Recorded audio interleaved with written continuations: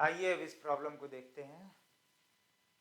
Question में दी हुई है the blades of a wind mill SVEEP out a circle of area A. If wind flows at a velocity perpendicular to the circle, the power produced by windmill is proportional to what?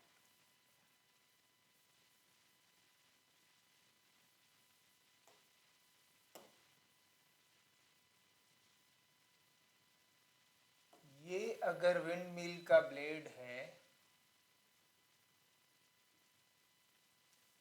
तो ये जब घूम रहा है तो इस circular area को वो स्वीप कर रहा है, जिसका क्रॉस सेक्शन एरिया अगर आप बोलें ये ए है।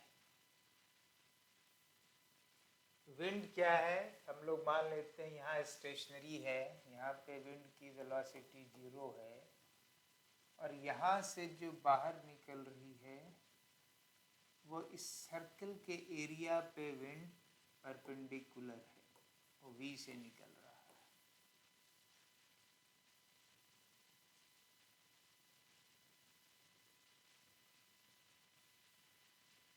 तो पूछ रहा है इस केस में जो पावर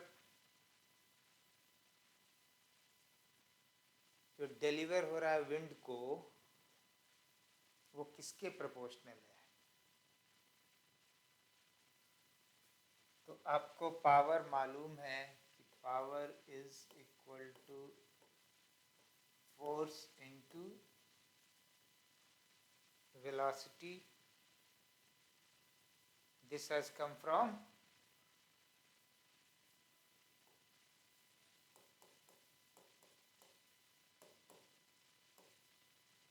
विंड। यहाँ स्टेशनरी है, यहाँ इस डायरेक्शन में फ्लो कर रहा है and this power has been delivered by the blade of the mill, wind मिल।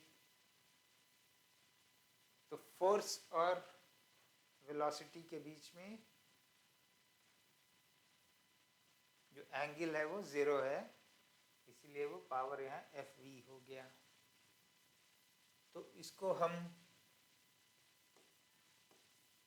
ऐसे भी रिप्रेजेंट कर सकते हैं, power is proportional to F into V।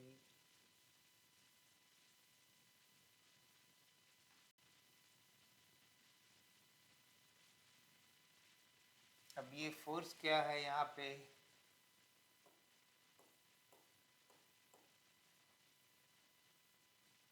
Force आपको मालूम है rate of change of momentum है। इस momentum rate of change of momentum के लिए आपको क्या निकालना पड़ेगा, विंड का मास जो है पता होना चाहिए, विंड की डेंसिटी मालूम होनी चाहिए और विंड की वेलोसिटी मालूम होनी चाहिए। तो यहाँ इनिशियली जो विंड है, विंड की जो डेंसिटी जो हम लोग मान लेते हैं रो है, एंड पर यूनिट टाइम जो विंड का फ्लो है थ्रू द एरिया ए इस Q अगर हम लोग बोल दें तो ये आपको मिल गया मास पर यूनिट टाइम। इसको मैं वेलोसिटी से मल्टीप्लाई कर दूं, विंड के वेलोसिटी से, तो ये चेंज इन ये मोमेंटम मालूम हो गया, rate of change time rate of momentum मालूम हो गया आफ्टर द ब्लेड। ब्लेड के बाद, ब्लेड के पहले विंड की वेलोसिटी 0 है तो मोमेंटम 0 होगा। तो हमारा F जो है वो रो क्यू वी के इक्वल होगा। तो इस F को हम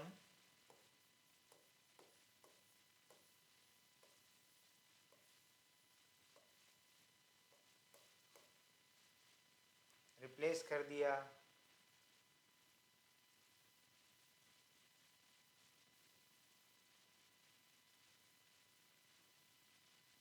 ये Q को हम लोग कैसे निकालेंगे?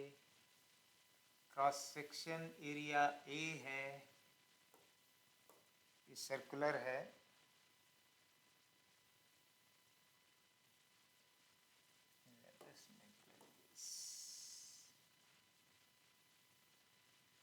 ये सर्कुलर है और इसका क्रॉस सेक्शन का एरिया सर्कल का A है। तो हम लोग Q की बात कर रहे हैं। Q क्या है? वॉल्यूम पर सेकंड है।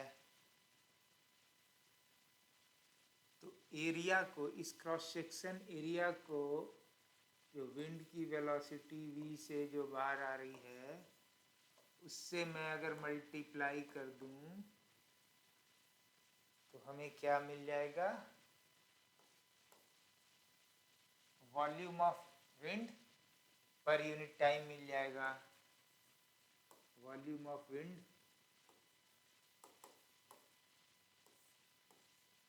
पर यूनिट टाइम मिल जाएगा, यही Q है आपका। तो इस Q को यहाँ पे मैं AV से रिप्लेस कर दूं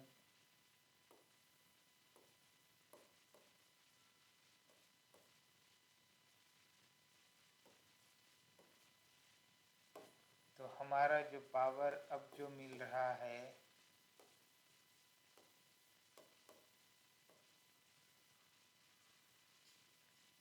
अब यहाँ पे आपका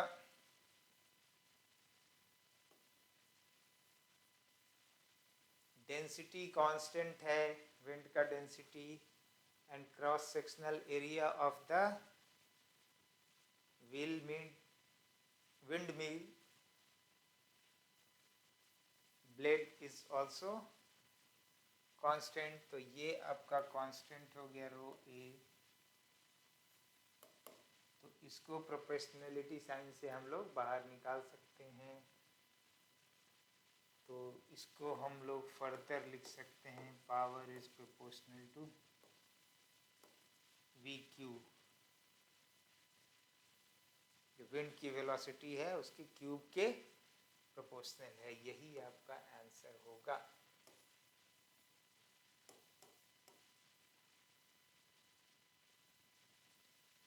ये विंड मिल जो एरिया स्वीप कर रहा है वो एरिया चेंज नहीं होने वाला है, क्योंकि विंड मिल का ब्लेड का डायमेंशन चेंज नहीं हो रहा है, इसलिए ए कांस्टेंट है।